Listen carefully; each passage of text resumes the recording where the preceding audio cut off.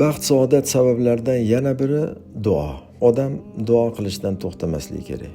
Qalbini ochishini, qalbini poklashini, xotirjamlik ato etishini, baxt saodat berishini Allohdan so'rab tinmay duo qilish kerak. Allohumma ati nufusana taqwaha va zakkiha anta khayru man zakkaha anta waliyuha va maulaha.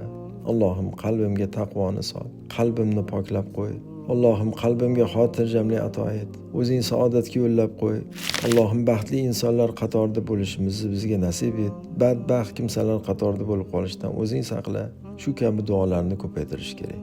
Rasululloh sollallohu alayhi vasallam ko'pincha aytib yuradigan duolari: Ya muqallibal qulub, thabbit qulubana ala dinik.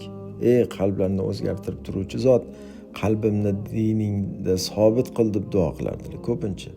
Ya musarrifal qulub, sarrif qulubana ala taatik. Qalb bu Allohning qo'lida. Shuning uchun qalbimizni toat ibodatga burib qo'yishini, dinda sobit qilishini, qalb salomatligi va xotirjamligini, baxt saodat ato etishini duo qilishimiz kerak. Alloh duolarimizni qabul etsin, qalbimizni yumshatsin, qalbi qotib, qorayib ketgan badbaxt kimsalardan bo'lib qolishdan Alloh o'zi saqlasin.